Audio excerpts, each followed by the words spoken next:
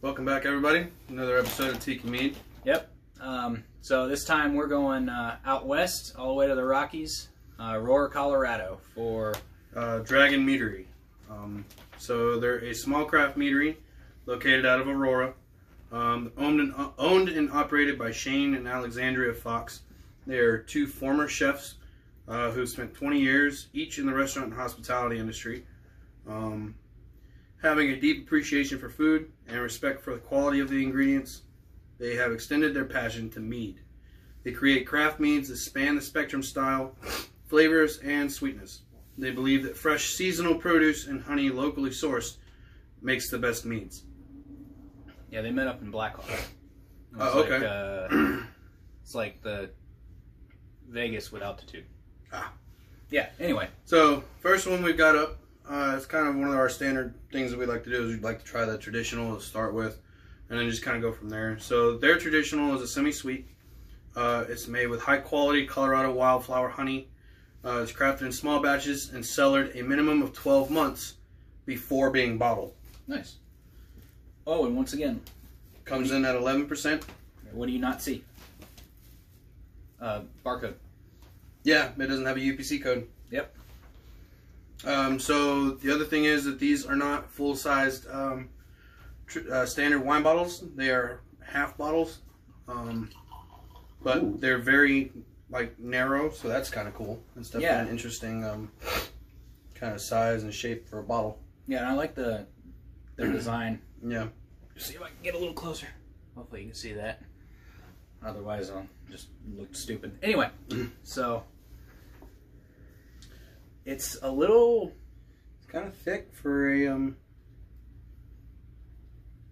a dog hair in there. Of course there is. Didn't come in the bottle, like always. It's kind of, what's the right word? Opaque? Is that the right word? Yeah, I guess. Try to fish that out of there. Ooh, and it tends to bubble on you a little bit, kind of like probably from my dog. Well, it could just as easily be from Luna. Yeah. Yeah, one dog's black, one dog's white, so you never really know. Yeah. Alright, so we'll put that right there. It almost kind of smells like a champagne. Yeah. A little bit. I promise I'm not sick. I wouldn't be sitting this close. We had a little too much fun over the weekend, and I tried to fix it by vomiting outside, so... You could have just left it at we had. No, that would have sounded bad. Anyway. Yeah. Alright, so... Not like a super pungent smell. Well, and there was an entire horn in there, and most of that fizzed down, so yeah, it's fine. So this is definitely a one pour at an angle.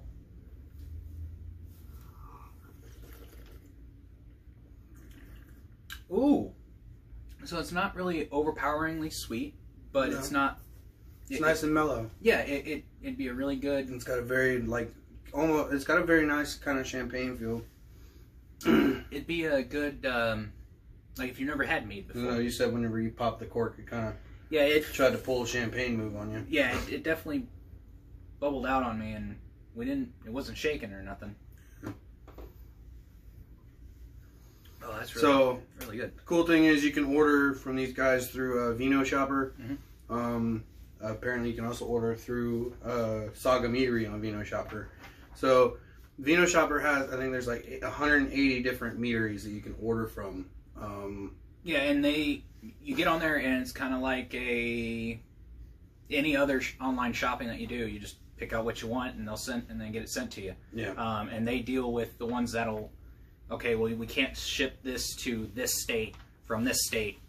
They figure that out, and if you can't, they'll let you know. So yeah, it saves the headache and the jumping from different meaderies and all the websites going, oh, I can't get this one. Yeah.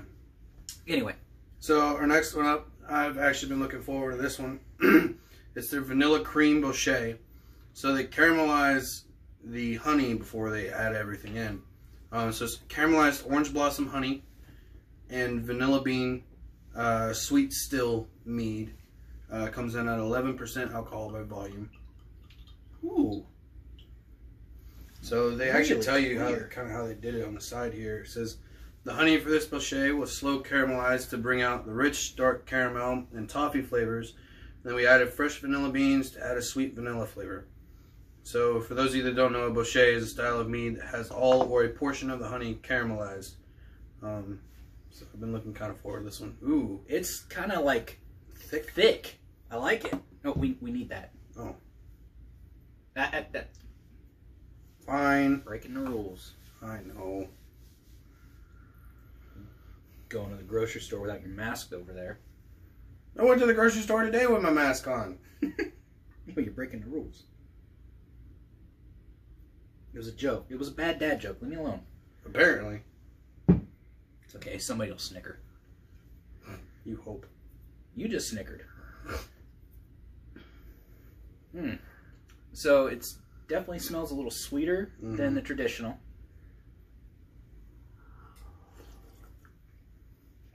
Definitely thicker than traditional. That was really, really good. I really like that one. Yeah, that's a really smooth, really sweet.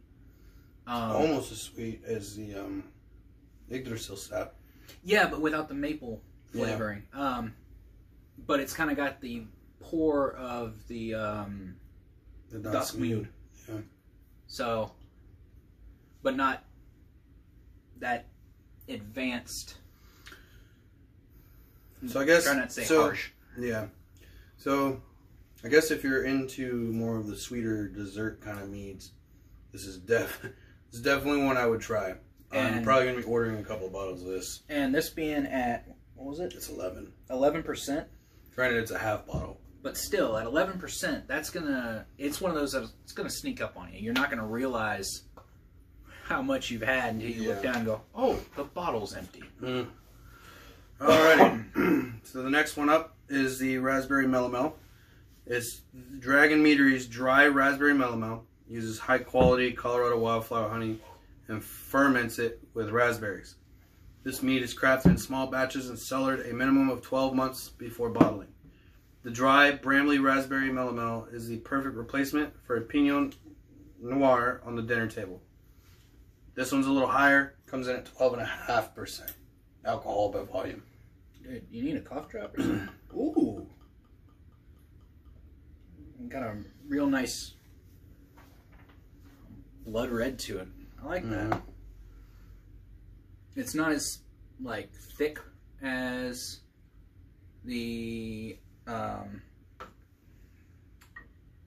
caramelized honey. Can't think of the word right now. Shut up. The Boucher? Boucher, yeah. I almost said Boucher, but we ain't Bobby Boucher? We ain't talking about Bobby.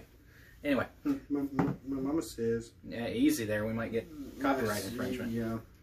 Then we'll have to do this all over again. Oh, it's real nice. You act like that'd be a bad thing. No, I didn't say that. Real nice raspberry smell coming through. Almost like... it smells like a sweet red wine. Yeah, you ever walk through a berry patch? A raspberry berry patch. It's kind of what it smells like. Ooh. So it is dry. But not super bitter. Right. But you get this just intense raspberry flavor. More than some of the other ones we've had where it was kind of raspberry but was mostly like berry flavored. This one is like distinctly raspberry. Well, and it's raspberry. Little bit of dryness. Gone. Yeah. Like there's no... And then the raspberry kind of comes back and just lingers. Yeah. But it's... Like a lot of dries, you get that bitter where you're almost like, you know, like you just took a shot. Yeah.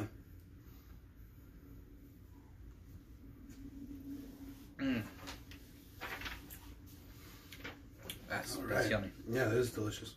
All right, so the next one up is the Blueberry Lemon Melomel. Ooh. This is the one that Craig had requested.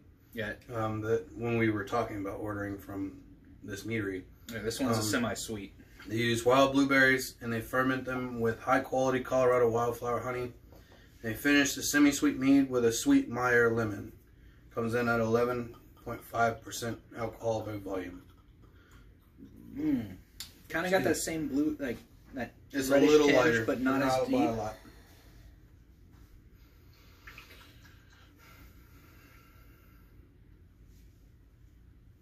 It smelled really good. There you go.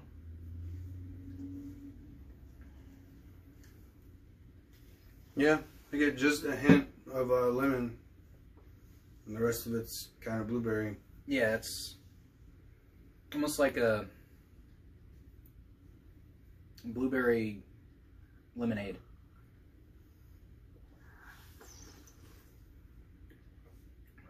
Oh. Mine. That's fine. Oh, that's good. I'll drink the Boucher. All right. Which I guess works out because kind of ordered them for that reason. Yeah. You mean you ordered mead for drinking? So we didn't even describe that when we just drank it. So you get the blueberry hits, but it's smoothly goes into the lemon. Oh, and it's just a hint. It's just a hint of lemon. It's not like lemon strong. Yeah, it's not like a lemon drop or anything like that. Yeah, it's just you get that little bit of like lemon sweetness. And it's not even sour. It's just kind of a... No, it's just kind of there. Hey, I'm here. Yeah, not like blowing you out of the water. We need another one.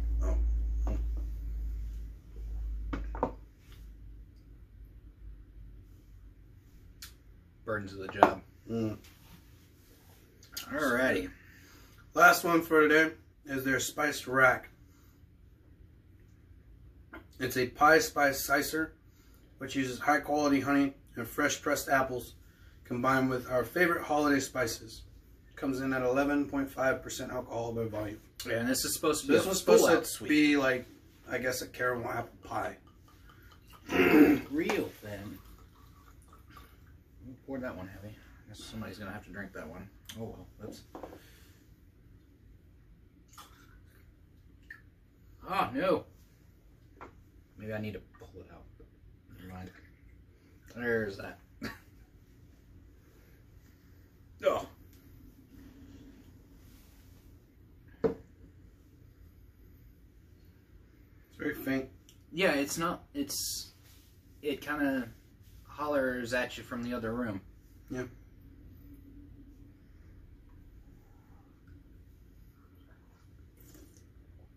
Ooh. It's almost like... It's kind of like the winter warmer. Yeah, it kind of reminds...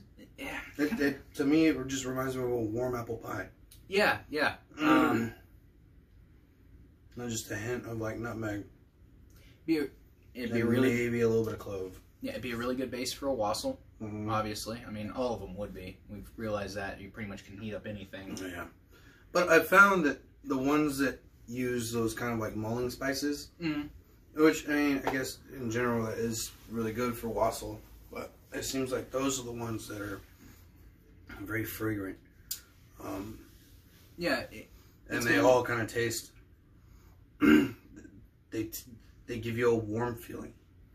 Yeah, yeah. Which this is what that is. Like, I could see using part of that in like an apple pie. Or, to make remember those ribs we made the other day? Yeah.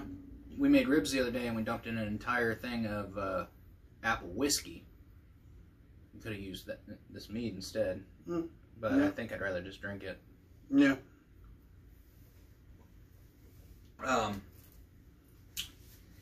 It definitely reminds me of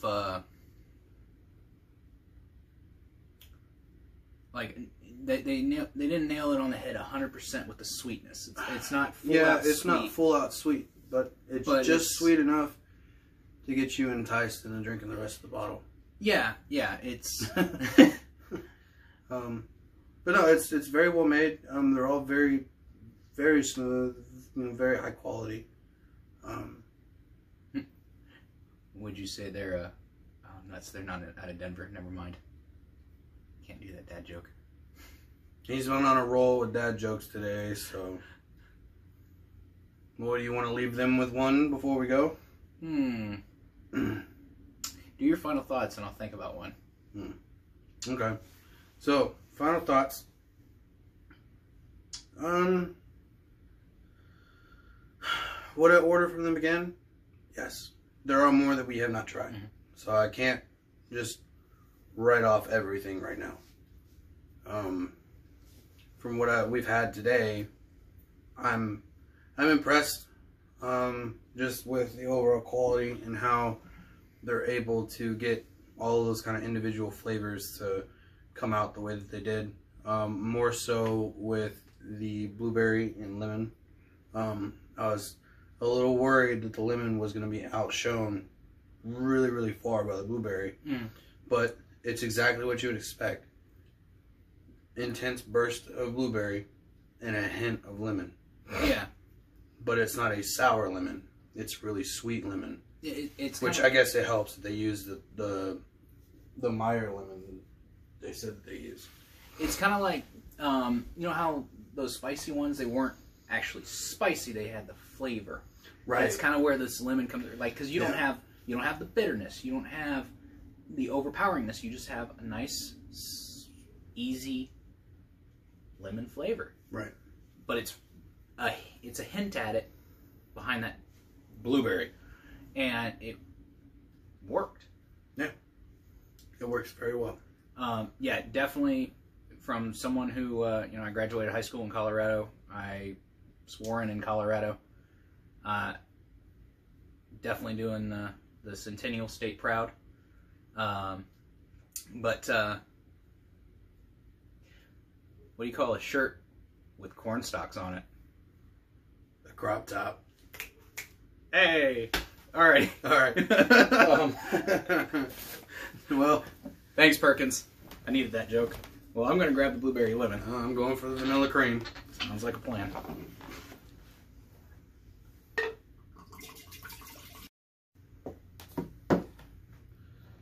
As always, be great to one another. Drink responsibly. Skull. Skull.